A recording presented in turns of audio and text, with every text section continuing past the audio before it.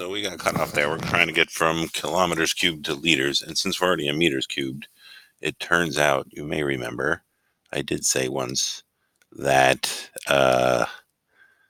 1 liter equals a decimeter cubed. So 1 liter is equal to a decimeter cubed. So what we need to do then is figure out how many decimeters are in a meter cubed. So we are going from meters cubed to decimeters. Oops, meters should be in black. I should have done that in black. Let's do that real quick. So meters, and we want to go to decimeters. So decimeters are, I believe there are 10 decimeters in 1 meter. Isn't that how that works? Let's see. DM2M, right? Yes, so there are 10, 1 meter is 10 decimeters.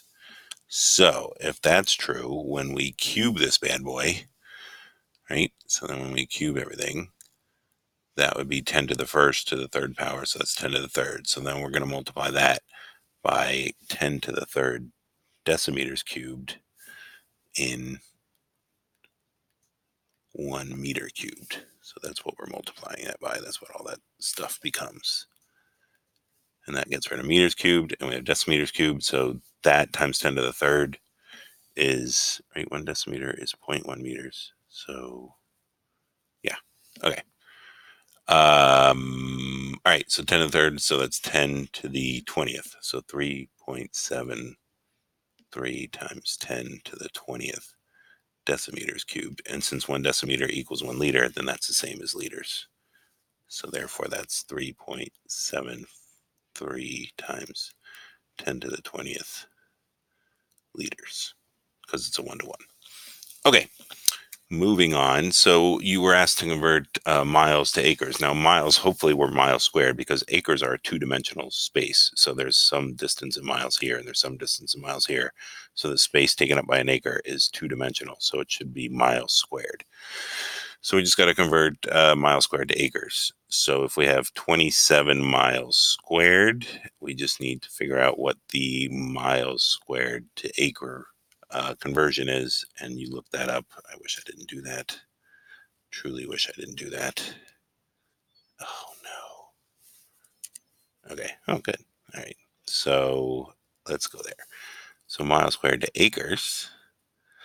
And if you just Google that, you can see that acres to miles, 2 square miles is 4046. Oof. That's 1 acre. Oh, that's not square meters. I want square miles. Square miles. There we go. I was about to say that's better.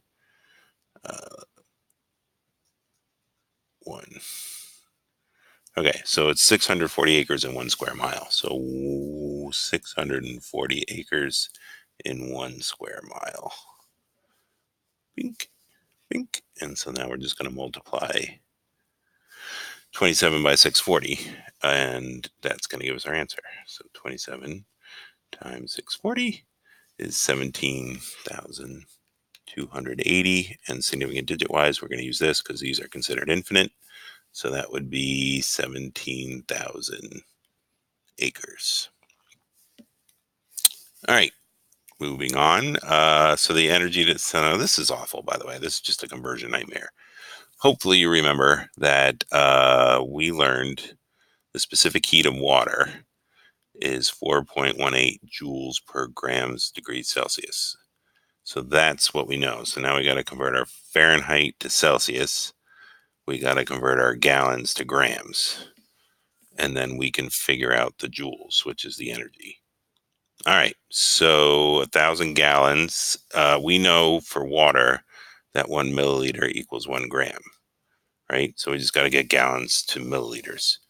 So looking again at Google, if we go gallons to milliliters, there are 3,785. So let's start here with 1,000 gallons. And we want to know that 1 gallon has, according to Google, which is fine with me.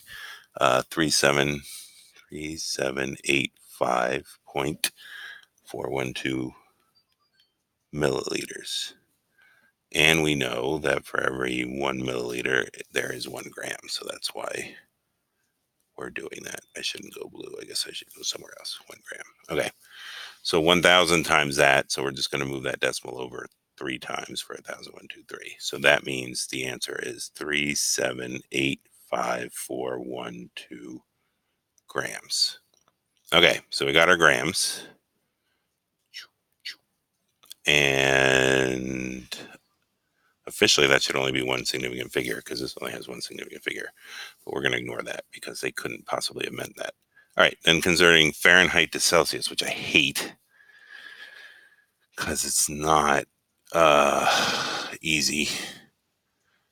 The formula is Fahrenheit minus 32 times 5/9. What a pain in the butt. All right. So 25 minus 32. And then you multiply that by 5/9. And that'll give you degrees Celsius. So 25. Oh, why is that going to be negative? Oh, because it's just, well, anyway. Oh, crow. All right, so that's not going to work because the water changed by 25 degrees. All right, so what you need to really do here, let's erase all that, is the difference is 25 degrees. So if the difference is 25 degrees,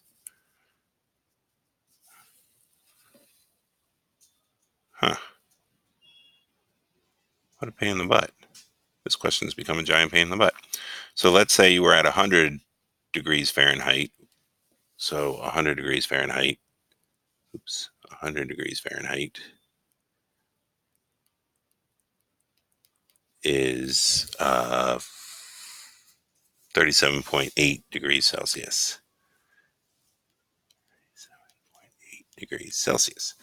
And so the difference is 25. So then if it went down to 75, that's not even close. 75 degrees Fahrenheit. That's a difference of 25. So therefore, your 75 degrees Fahrenheit is now 23.9 degrees Celsius.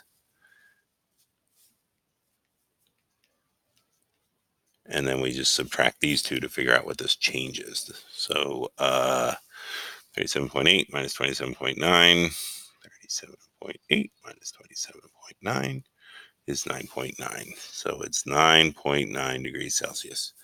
So we have our grams, we have our degrees Celsius, and now we can use that. Do I have another page? No, I don't. So, I guess I gotta keep that. All right. So then, new slide. New slide. All right. So what we're doing here is, will this let me draw? No, it won't. All right. So then run slideshow. Slideshow from current slide. All right. So what we have now is 3785412 grams. So 3785412 grams. 3785412 grams. And we have our joules per gram degree Celsius. And we have our degree Celsius, which was 9.9, I believe, if I'm remembering correctly. It's 9.9 is our difference in degrees Celsius. And then we're looking for the joules. That's what it's looking for. So let's make joules. Let's make joules. I don't know. I'll do this. So x joules, and that'll equal the 4.184 joules per grams degrees Celsius, right? Which is the specific heat of water.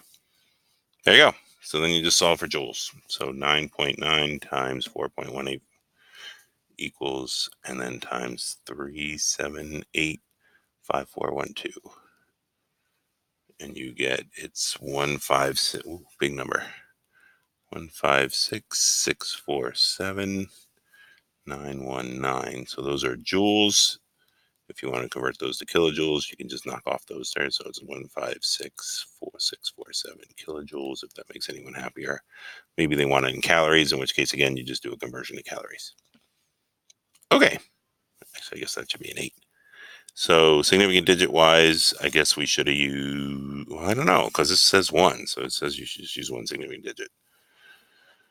But so I guess you're on your own. You can put just the answer as 200,000 kilojoules if you want. All right, I gotta go do something, but you can digest all that, and I'll be back and finish the rest later.